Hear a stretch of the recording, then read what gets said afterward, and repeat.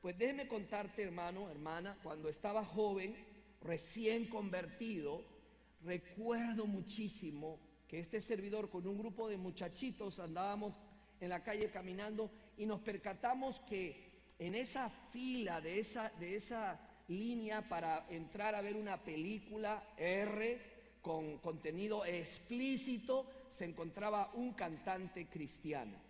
¿Cuál es la sorpresa? Bueno, ese cantante cristiano había estado días antes cantando en nuestra iglesia.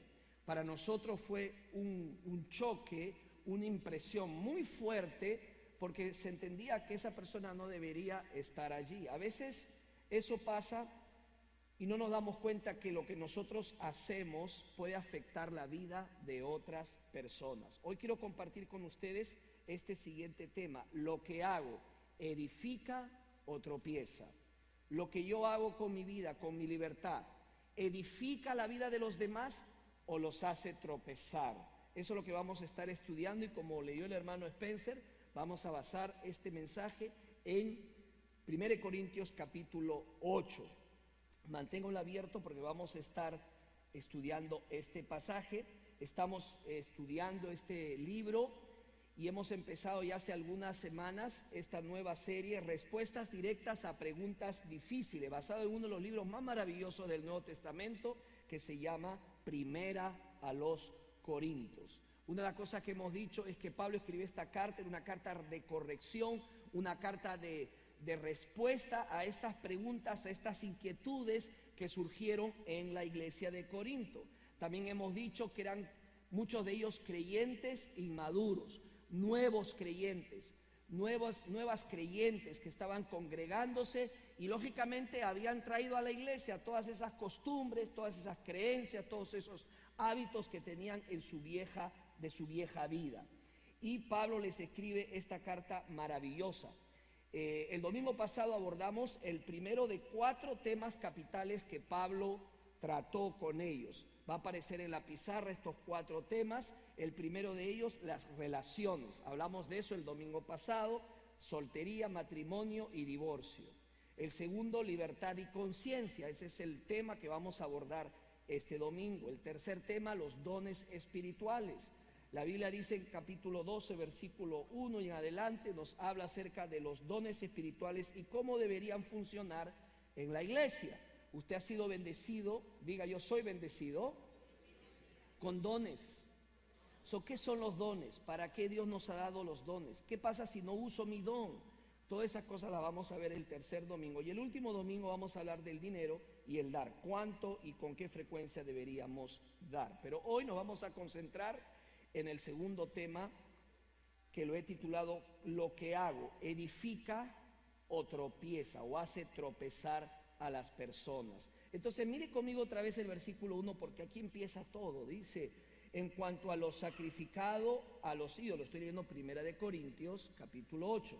En cuanto a lo sacrificado a los ídolos, sabemos que todos tenemos, ¿qué dice? Conocimiento. Diga: conocimiento. El conocimiento, ¿qué dice Pablo? Envanece, pero el amor edifica. Oremos. Gracias, Señor, te damos por tu palabra. Te pido que uses este vaso de barro para la gloria y la honra de tu nombre y nos hagas ver y entender lo que tú nos quieres decir en esta mañana. En el nombre de Jesús, amén. Existe una verdad bíblica que lo que hago afecta a otros. Yo no puedo ir por la vida pensando que como soy cristiano y tengo la libertad de no ser juzgado por los hombres, puedo hacer lo que yo quiero, lo que se me antoje, lo que me haga feliz. Esa no es una manera de pensar. Pablo les dijo a los hermanos de Corinto que esa no era la manera de vivir, eso no era la ética, no correspondía a la ética cristiana. Ahora, cuando Pablo habla de lo sacrificado a los ídolos, ¿qué tiene que ver eso? Bueno, la ciudad de Corinto era conocida como una ciudad idólatra, adoraba a ídolos. Y esa adoración consistía en parte de ofrecerle animales a los ídolos, las carnes de esos animales sacrificados. Entonces había una porción, un tercio, que al final de esa ceremonia pagana, pues el adorador se lo llevaba a casa, un tercio de esa carne. El otro tercio pues diríamos, el sacerdote lo tomaba para él, ¿verdad? Para que comiera ese otro tercio. Un tercio más era consumido por el fuego del sacrificio. Pero al sacerdote llevarse un tercio de esa carne, no podía comerse toda la carne, hermanos. Había carne de sobra. Entonces, ¿qué es lo que hacían? ¿Qué creen que hacían? La vendían. La vendían. Y otros la compraban.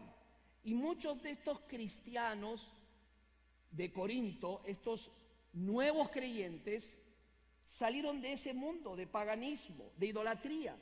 Y por supuesto ellos, antes de llegar a los pies de Cristo, pues terminaban comiendo esa carne sacrificada a los ídolos. Entonces los hermanos de Corinto le preguntan a Pablo: Pablo, ¿podemos comer de esa carne sacrificada a los ídolos? ¿Hay algún problema?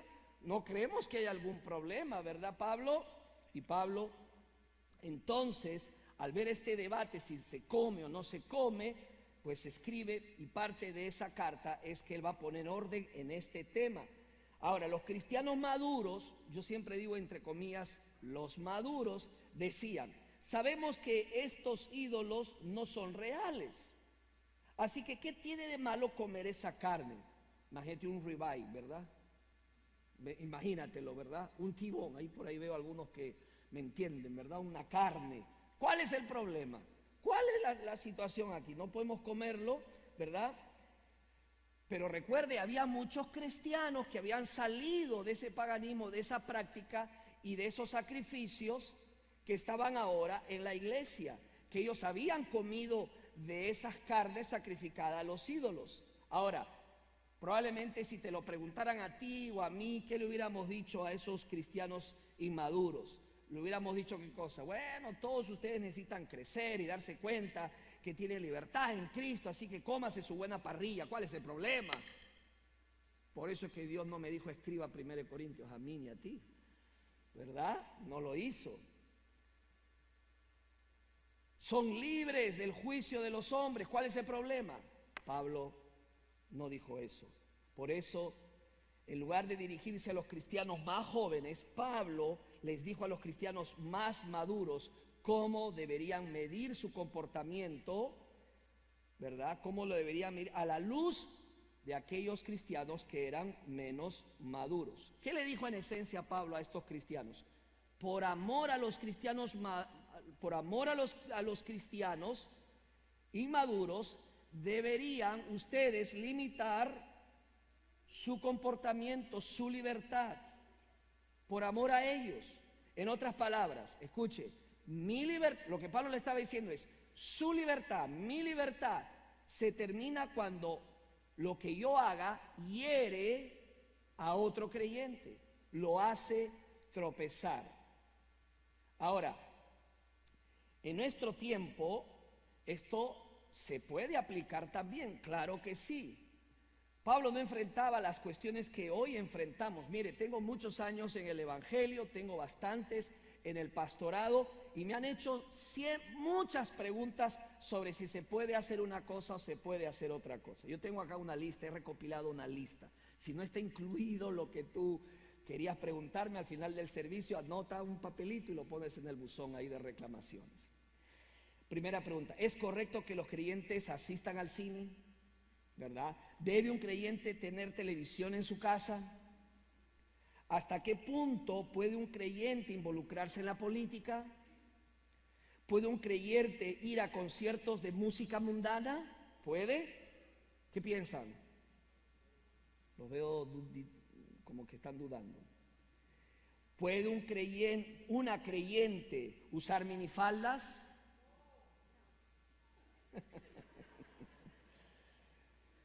¿Puede un creyente celebrar Halloween? Vengan a predicar, hermanos, yo me siento. Ok, puedo continuar. ¿Puede un creyente fumar? ¿Puede un creyente ir a fiestas mundanas? ¿Puede un creyente tomar bebidas alcohólicas? ¿Puede un creyente jugar la lotería? Ahí sí dijeron sí algunos. ¿Pueden los cristianos mentir con la bendición de Dios? Bueno, Hermanos, en la iglesia de Corinto habían cristianos maduros diciendo que comer carne sacrificada a los ídolos no era un big deal, no era una gran cosa. Pablo los ayudó, los instruyó, los corrigió en la manera como ellos estaban pensando e incluso les refutó los argumentos que ellos estaban usando y a la vez los desafió a vivir la libertad cristiana con responsabilidad. Diga responsabilidad, honrando esa madurez que ellos decían que tenían. Porque uno de los argumentos eran básicamente dos, pero uno de ellos era el conocimiento, ¿verdad? Ya tenemos el conocimiento. ¿Cuál conocimiento? Que esos ídolos son ¿qué?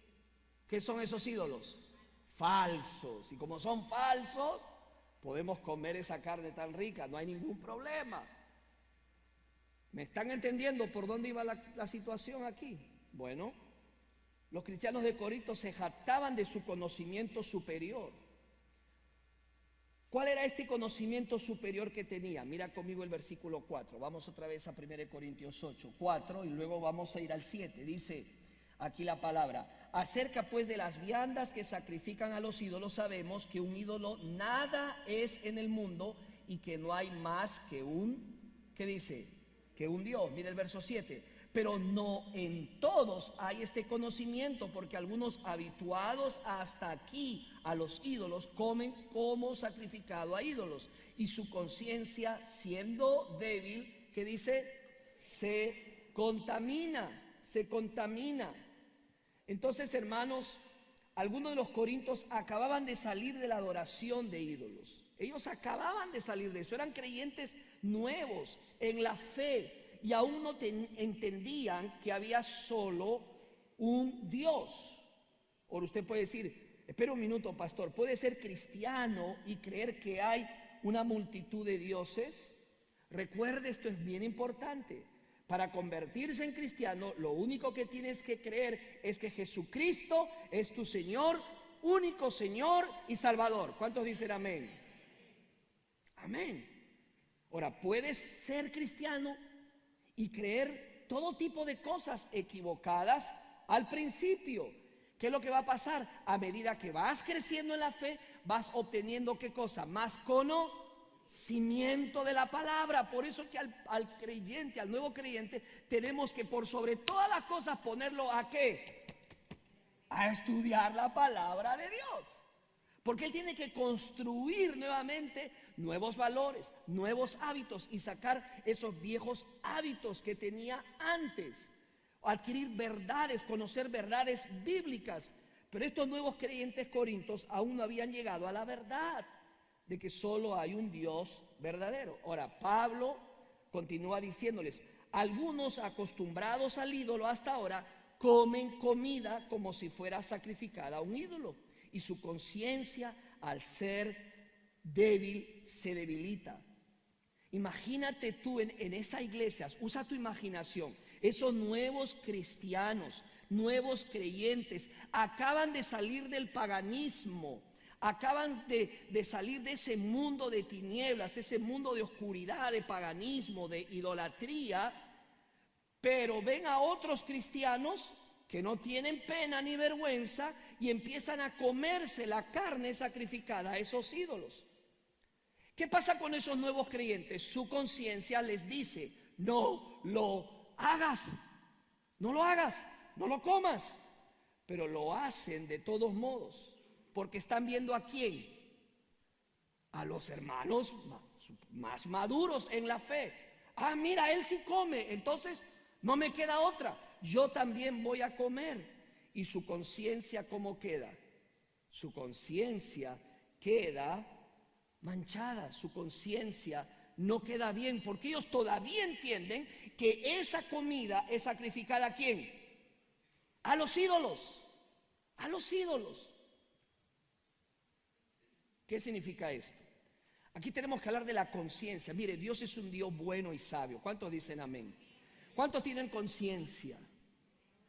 Levante la mano, porque o es terrícola, o es de la tierra, o es de otro planeta. Todos tenemos conciencia. Y Dios hace algo muy interesante. Mira, tu conciencia es el sistema interno de advertencia que Dios coloca. Un sistema de advertencia que Dios coloca en cada creyente para advertirle sobre lo que debes y no debes hacer. ¿Qué hace Dios? Cuando te conviertes en cristiano, cuando eres un recién creyente, un recién convertido, Dios pone tu conciencia en un alto nivel de sensibilidad. Dios dice, esta criatura, este nuevo creyente, necesita tener un sistema tal que le ayude a apartarse del mal, a apartarse del pecado.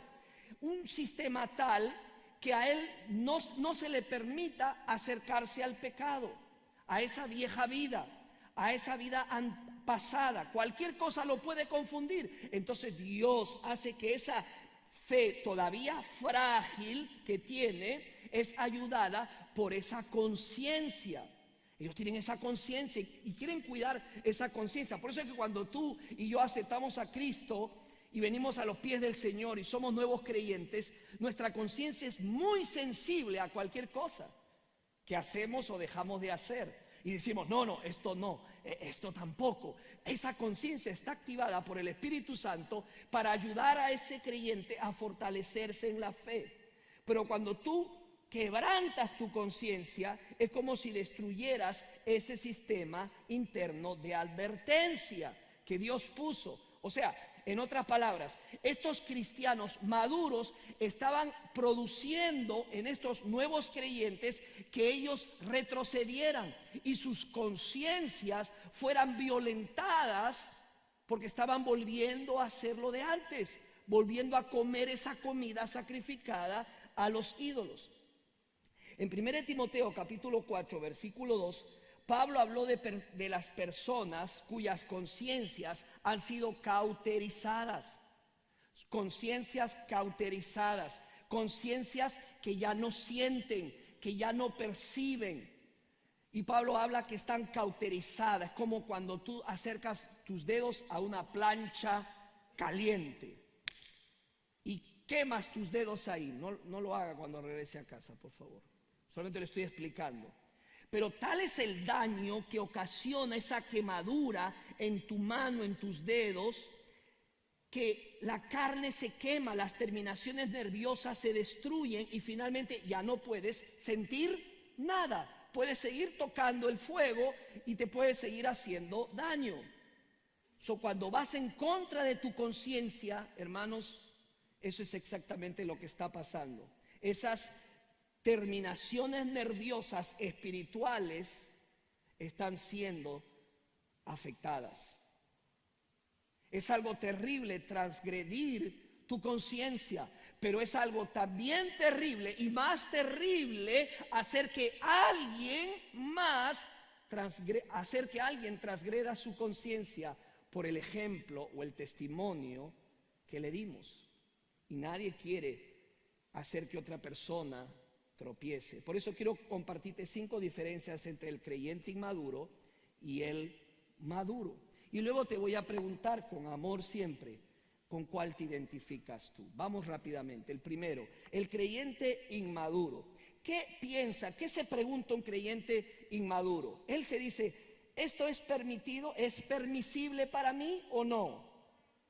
El creyente maduro ya no hace esa pregunta, tiene el conocimiento. ¿Y cuál es la pregunta que el creyente maduro hace? ¿Qué dice ahí? ¿Es útil? ¿O podría controlarme? ¿Esto es útil realmente? ¿Vale la pena? ¿O puedo terminar siendo controlado y mi fuerza en el Señor se debilite? Ahora, ¿de dónde sacamos eso? Nosotros estudiamos este capítulo 6, versículo 12. Vaya conmigo a 1 Corintios capítulo 6, versículo 12. Dice, todas las cosas me son lícitas, mas no todas convienen. Todas las cosas me son lícitas, mas yo no me dejaré dominar de ninguna.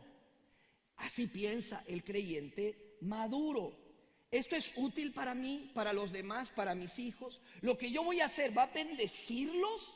¿Va a bendecir a mis hermanos en la fe? ¿Va a contribuir o puedo terminar cayendo bajo el control de lo que estoy haciendo. El creyente maduro dice, no vale la pena. No continúo con eso. Número 2, el creyente inmaduro, ¿qué hace? El creyente inmaduro se enfoca en lo que sabe, o sea, en el conocimiento. Aparentemente es un creyente maduro porque tiene conocimiento, pero no lo es. ¿Cuál es realmente el creyente maduro? El creyente maduro no se enfoca tanto en el conocimiento. ¿En qué se enfoca? En aquellos, ¿qué dice? Que ama. En aquellos que ama. En aquellos que quiere edificarlos y ayudarlos. Vamos a la Biblia. Mire otra vez conmigo el versículo 1. Preste atención lo que Pablo dice, versículo 1, capítulo 8 de Primera de Corintios. En cuanto a los sacrificados a los ídolos, sabemos que todos tenemos, ahí está, conocimiento. ¿El conocimiento qué hace? Envanece. Pero el amor edifica. Mira conmigo el versículo 4, que lo leyó nuestro hermano también. Acerca pues de las viandas que se sacrifican a los ídolos, sabemos que un ídolo nada es en el mundo y que no hay más que un Dios. Y verso 7, pero no en todos hay este conocimiento, porque algunos habituados hasta aquí a los ídolos comen como sacrificado a los ídolos. ¿Y qué pasa con su conciencia? ¿Qué dice? Su conciencia, siendo débil, se termina contaminando.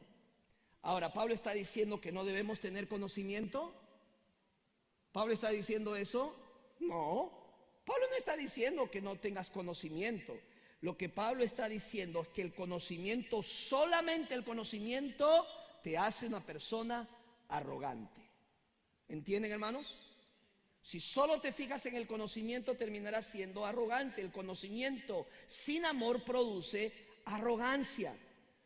No valida lo que los demás puedan pensar. No es consciente que lo que hace puede hacer tropezar a tu hermano en la fe. Y dice, a mí no me importa, no es mi problema, es su problema. ¿Ha escuchado eso? ¿Ha escuchado eso? No es mi problema, es su problema. No, hermana, no, hermano. Somos hijos del mismo Padre. Somos todos hermanos en la fe. Y tenemos en común un mismo Dios, un mismo Espíritu, y nos debemos unos a otros. Usted y yo no somos llaneros solitarios, no más. Usted es y yo soy parte de la familia. ¿De quién? De la familia de Dios. Y como tal debemos honrar lo que nosotros somos.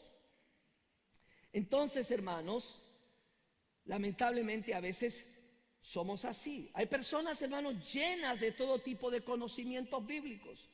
Mire, tiene la cabeza grande, mucho conocimiento, pero son las personas más crueles, más insensibles que puedas conocer. Yo creo que se bañan en limón.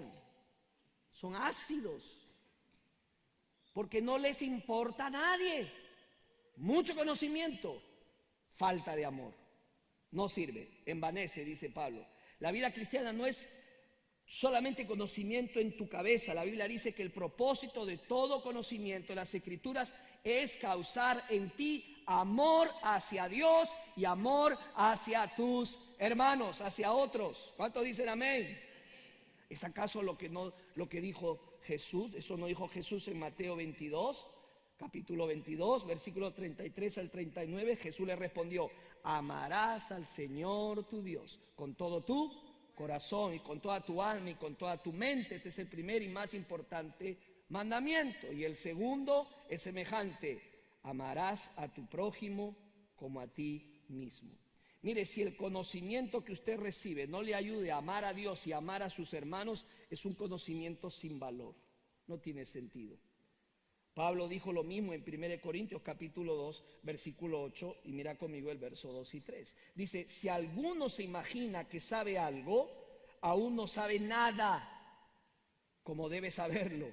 Pero si alguno ama a Dios, es conocido por Él. Pablo estaba diciendo que el resultado final de la vida cristiana es el amor a Dios, amor a nuestro semejante, amor a nuestro prójimo. ¿Qué tiene que ver esto con nuestro comportamiento, hermana, hermano? ¿Qué tiene que ver esto con lo que hago, con lo que me pongo, con lo que digo? Tiene que ver mucho. Pablo dijo que nuestro amor por Dios y nuestro amor por otras personas es el límite de nuestro comportamiento. En otras palabras, Pablo dijo, limitamos nuestra libertad por amor. ¿Puedes repetir conmigo eso? Limitamos nuestra libertad por amor. Por amor. Número 3, otra diferencia. El creyente inmaduro. ¿Sabes qué hace un creyente inmaduro? Hace tropezar a otros con lo que hace. Hace tropezar a otras personas. Mire, conozco muchas personas que no quieren ni venir a una iglesia porque ya sea que han visto algo aquí o han visto en la iglesia o han visto algo en las redes sociales, lo que sea. Y dicen, ¿cómo un creyente puede hacer esto? ¿Cómo un creyente puede hacer lo otro? Y son creyentes que tropiezan. Pero ¿qué diferencia hay con el creyente maduro? El creyente maduro se enfoca en edificar. ¿Qué dice? Edifica a otros. ¿Ve la diferencia? Edifica la vida de otras personas. Pablo aquí básicamente se está refiriendo que el creyente maduro toma en cuenta el principio de creyente débil. ¿Cuál es ese principio de creyente débil? Muy simple. Que el creyente débil, que el creyente que está empezando, que es inmaduro, necesitamos darle un buen testimonio para que él crezca y se fortalezca en el Señor. Pero los cristianos de Corinto decían, nosotros ya tenemos el conocimiento, no existen ídolos, son falsos, el único Dios verdadero es Dios, comamos y bebamos, que no hay ningún problema. Pero ellos no estaban haciendo lo correcto porque estaban causando, eran piedra de tropiezo para esos cristianos débiles. ¿Sabes cuál era el otro argumento aparte del conocimiento? ¿Sabes qué decían ellos? Eran muy smart, muy inteligentes. Y a veces nosotros somos así, le tratamos de sacar la vuelta a las cosas y decimos, pero pastor, no hay problema. ¿Qué pecado hay si yo? Y usted ya ponga lo que quiera ponerle en el resto, ¿verdad? ¿Sabes qué decían los corintios? No hay nada pecaminoso en la comida. En sí, la carne no tiene pecado. Yo no sé usted, yo no he visto una carne que antes de comértela te diga soy pecadora. No, la carne en sí, como las cosas en sí, no son pecado. Muchos creyentes me dicen lo mismo cuando me hacen esa pregunta. Pastor, no hay nada de malo en que yo... Bla, bla, bla, bla, bla, bla, bla. Así le vienen a uno, ¿verdad? Pastor, no hay nada de malo que yo... Usted quisiera que yo diga algo. No hay nada de malo no hay nada de malo si, no hay nada de malo si voy, no hay nada de malo si hago esto, no hay nada de malo si tomo esto, no hay nada de malo. Y uno como que trata de ponerse en una situación, ¿verdad? Que le digamos a Dios, no hay nada de malo en sí. Y eso es lo que exactamente decían los corintios. No hay nada de malo en la carne, comámosla, ¿para qué la vamos a botar? Mira lo que dice el versículo 8 de 1 Corintios 8:8. Dice, si bien la vianda no nos hace más aceptos ante Dios, pues ni porque comamos seremos más, ni porque no comamos seremos menos. En la traducción del lenguaje actual lo pone de esta manera. Pero nuestra relación con Dios no va a ser mejor o peor por causa de los alimentos que comamos. Ahora, sí, tenían razón, no hay nada en la comida que sea inherentemente pecaminoso. Jesús dijo en Marcos 7:15, nada que venga de afuera puede contaminar a nadie. Lo que contamina a la persona es lo que sale de ella. Las cosas que comemos o bebemos pueden ser quizás dañinas, pero no son inherentemente pecaminosas. Y Pablo dijo que no hay nada malo en abstenerse o participar de la comida. No hay nada en abstenerse o participar de la comida que te alabe o te condene o te ponga mejor o peor delante de Dios. Sin embargo, fíjate en lo que a Dios le importa, versículos 9 y 10. Mira lo que dice. Pero mirad, ¿están conmigo, hermanos? Mira lo que dice el 9. Pero miren que esta libertad vuestra no venga a ser tropezadero para los débiles. Diga débiles.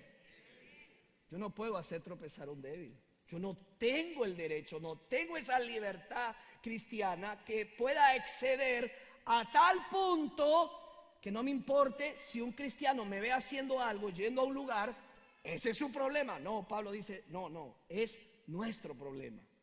Dice el versículo 10, porque si alguno te ve a ti, ¿qué dice? Te ve a ti, que tienes conocimiento sentado a la mesa en un lugar de ídolos.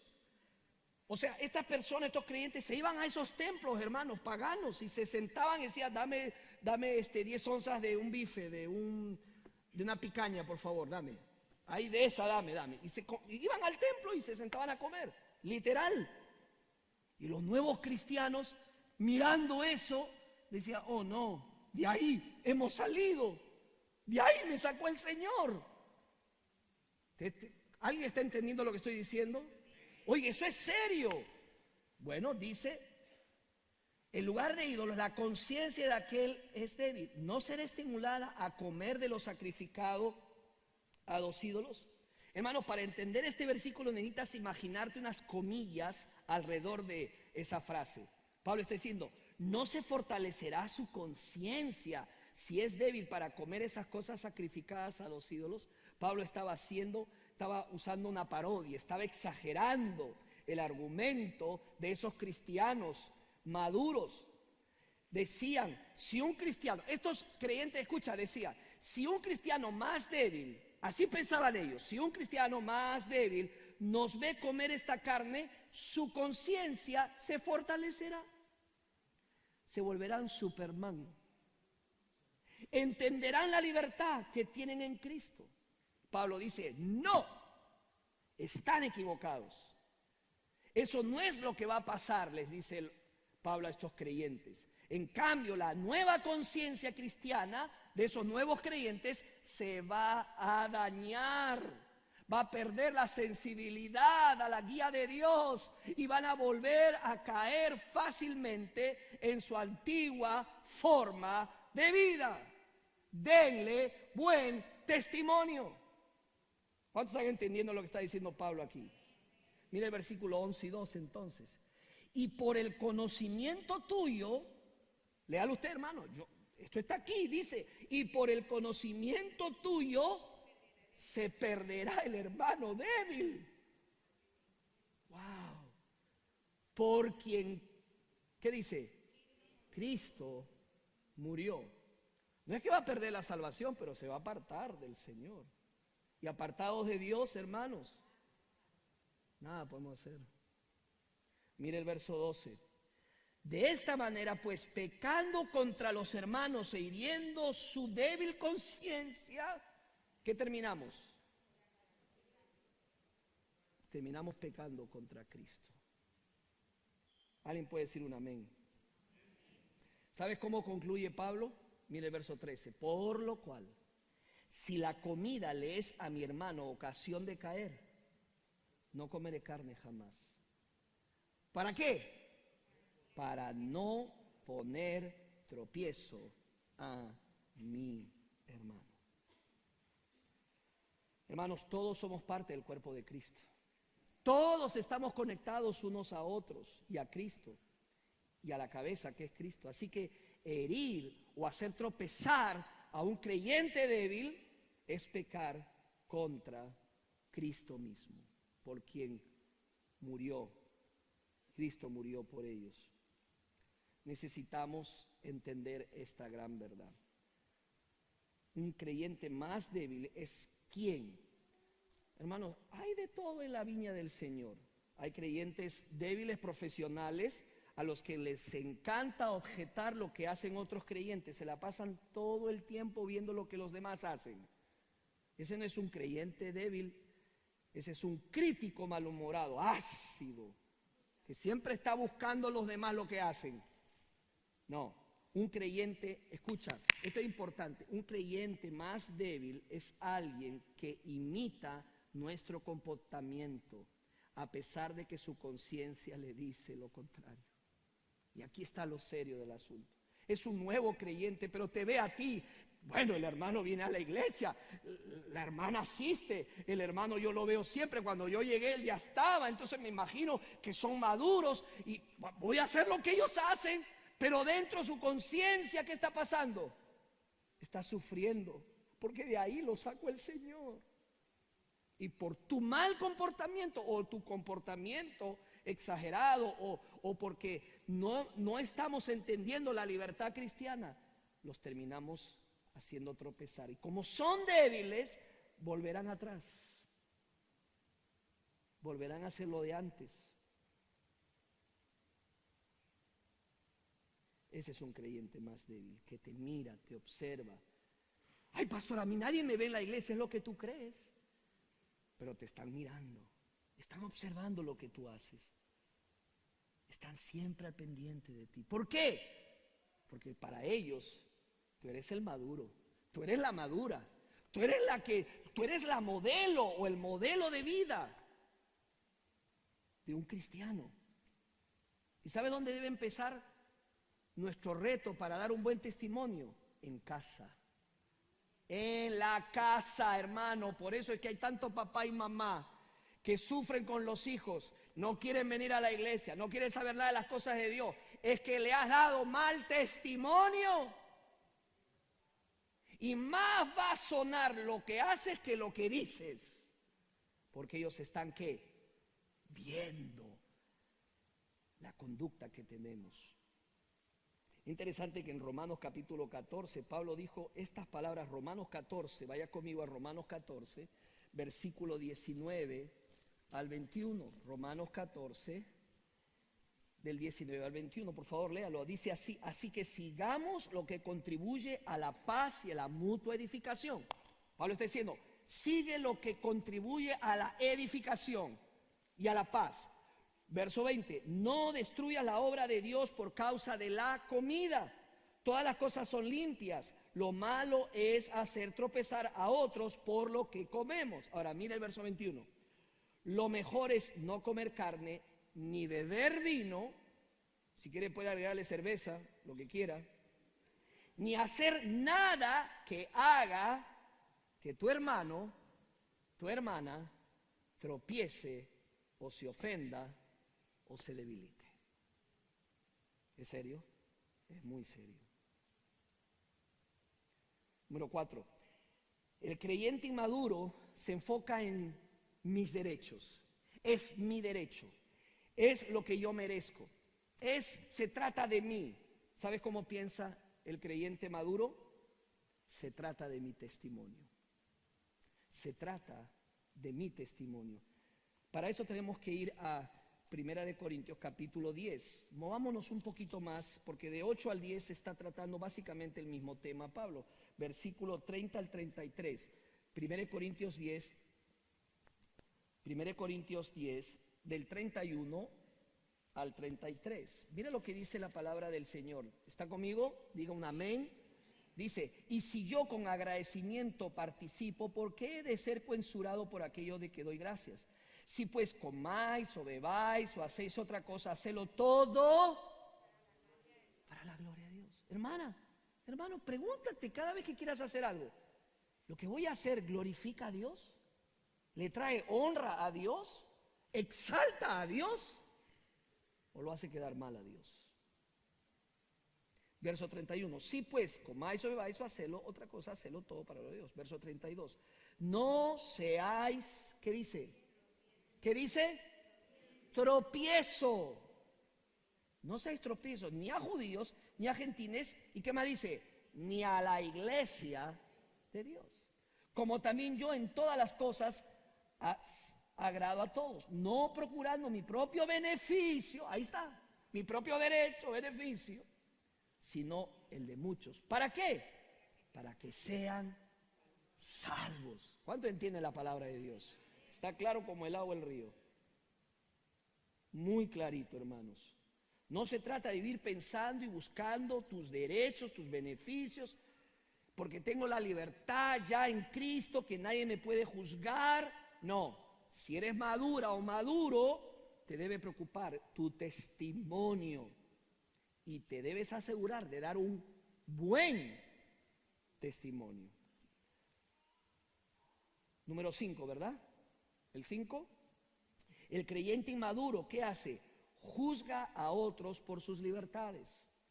El creyente maduro, ¿qué hace? Acepta a otros con sus libertades. Para eso tenemos que ir a Romanos capítulo 14, versículo 12 al 14. Así que dice Romanos 14, vaya conmigo, Romanos, vaya conmigo a su Biblia, por favor, hermano. Romanos, ok, capítulo 14, versículos del 12 al 14. Dice esta versión, Reina Valera contemporánea. Así que cada uno de nosotros tendrá que rendir cuenta a Dios de sí mismo. Verso 13. Por tanto, no sigamos juzgándonos unos a otros, más bien propongámonos no poner tropiezo al hermano ni hacerlo caer. Yo sé y confío en el Señor Jesús que nada es impuro en sí mismo, pero si alguien piensa en algo que es impuro, lo es para él. O sea, ¿qué está diciendo aquí Pablo? Pablo está siendo muy sencillo. Nos está hablando del peligro del legalismo y el de estar juzgando a otros. Decir mis estándares de vida son más altos y mejores que los tuyos no sirven, los míos sí sirven, yo soy mejor que tú, mis estándares están por acá arriba, los tuyos están en el piso, tú eres un mal creyente, yo soy un buen creyente. Entonces, ahí también estamos mal. Hay algunos temas en la Biblia donde no encontramos mandamiento específico, algunos lo llaman áreas grises, muy pocas, pero las pueden haber. Yo no puedo mirar a alguien en esos temas con desdén. Tenemos que aprender a ver un espacio en donde nos respetemos, porque ambos tenemos conciencia limpia en eso. Ahora, escuché de un predicador esta ilustración y la busqué en las redes y la encontré porque no la había entendido bien. Se tratan de dos grandes predicadores, uno Spurgeon y el otro Moody. Spurgeon, conocido como el príncipe de los predicadores, era aficionado a fumar puros, lo que generó controversia en su época. Claro, lo que pasa es que no había lo que entendemos ahora, lo que trae el cigarro, ¿verdad? En nuestro sistema. Esta es una anécdota notable que involucra al evangelista estadounidense Moody. Al visitar Inglaterra, Moody vio a un cartel que mostraba a Spurgeon fumando un gran puro. Pues se encontraron los dos predicadores. Moody, preocupado por la salud y el testimonio de Spurgeon, le preguntó: ¿sabes qué le estás haciendo al templo del Espíritu Santo con esos grandes puros negros? ¿Te puedes imaginar? Imagínate un predicador exhortándole al otro. Spurgeon, conocido por su ingenio respondió: supongo que lo mismo que tú le haces con tu cuchillo y tenedor. Claro, usted no entiende. Lo que pasa es que este pastor Moody era llenito, gordito, y comía mucho. ¿Qué es lo que estaba diciendo Spurgeon? Así como tú me dices y me criticas lo que yo hago, yo también te diría lo mismo. Ahora, en honor a la verdad, es importante señalar que aunque Spurgeon defendía muchas veces su derecho a fumar, también reconocía la importancia del testimonio cristiano y en muchas ocasiones reconsideraba sus hábitos y podían ser motivos de tropiezo para otras personas.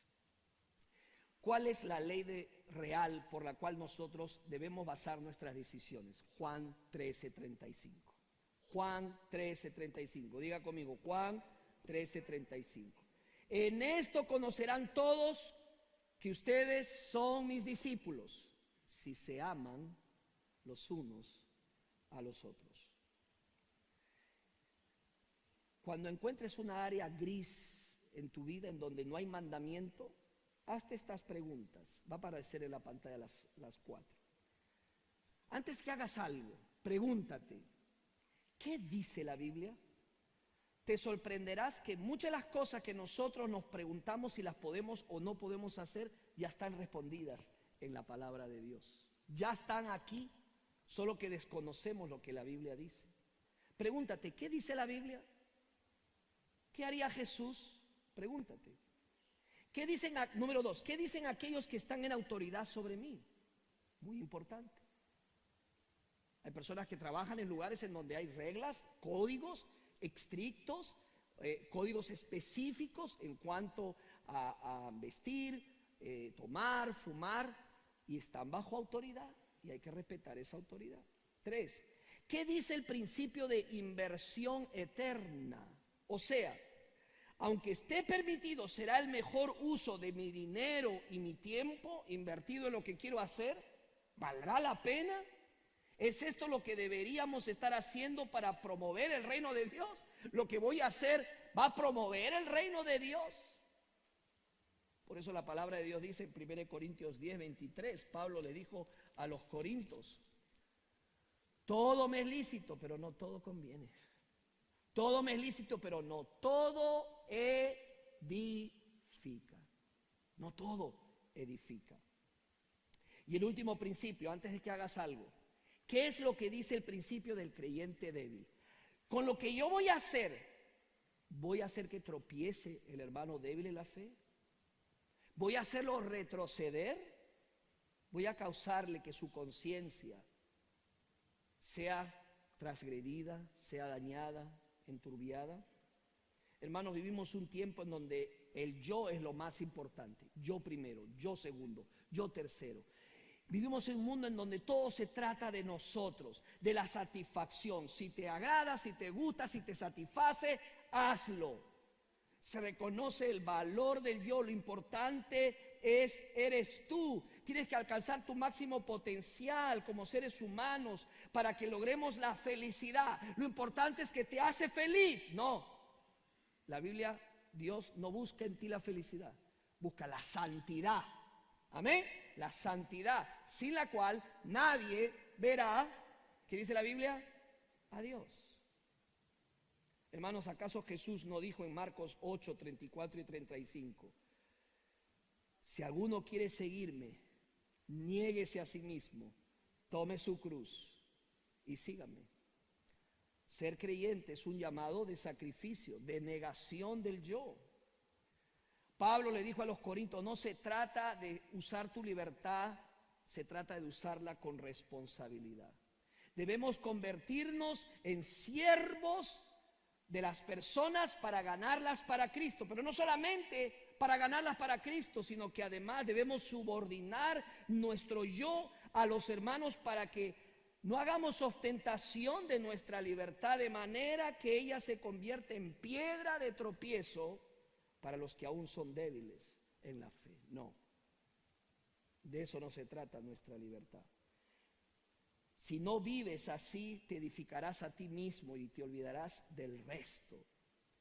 Pablo dijo: recuerden, estamos llamados a propagar el evangelio y a tomar nuestra cruz y negarnos a nosotros mismos. Quiero hacerte a ti, hermano, una aplicación, creyentes, y a mí mismo. ¿Cómo te describirías a ti mismo? ¿Creyente inmaduro o creyente maduro? ¿Cómo te describirías tú después de lo que has escuchado? ¿Usas tu libertad con responsabilidad o por lo general no piensas en los demás, solo lo que te hace feliz? Tercera y última pregunta: ¿te preocupas por tu propia libertad o vas por la vida juzgando las libertades de otros? Y amigo, amiga que estás aquí, también quiero decirte algo. ¿Hay algún ídolo en tu vida al cual debes dejar, que estás persiguiendo? Quizás no sean los ídolos de antaño, de los corintios, que ponían una imagen de yeso, pero hoy los ídolos son distintos, pero son igual ídolos. El ídolo del entretenimiento, del deporte, del físico, del dinero.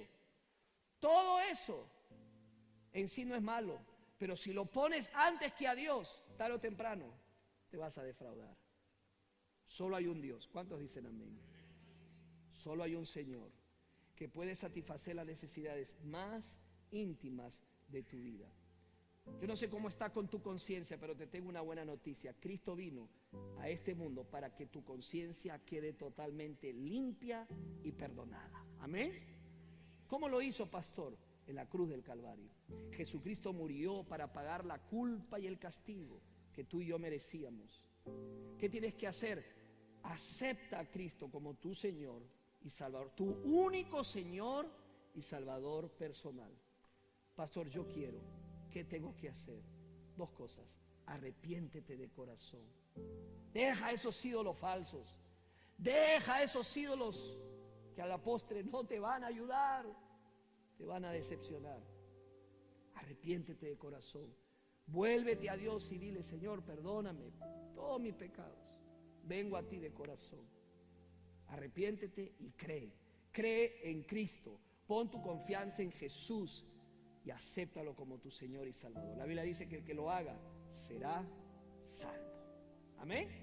Y Él te dará el poder para romper con ese pasado, con esos vicios, con esos ídolos. Porque la Biblia dice que el que está en Cristo, nueva criatura es. Las cosas viejas pasaron, he aquí, todas son hechas nuevas. Ven a Cristo. Ven a Cristo. Entrega tu vida a Cristo. No lo dudes más. Lo necesitas. Vamos a orar. Señor, te pido que me ayudes y nos ayudes siempre a preguntarnos: ¿lo que voy a hacer es útil o podría terminar controlándome? Señor, que no me enfoque en lo que sé, sino que me enfoque en aquellos que amo, empezando desde mi propia casa. Señor, ayúdame que con mis actos no haga tropezar al hermano débil en la fe, Señor, sino más bien que edifique a otros con mi conducta, con mis acciones. Señor, que no me enfoque en mis derechos, sino en que mi testimonio sea de impacto para ayudar a otros a ser edificados en la fe. Ayúdame, Señor, a no caer en el legalismo y juzgar a otros por sus libertades, más bien en amor, aceptar a otros con sus libertades.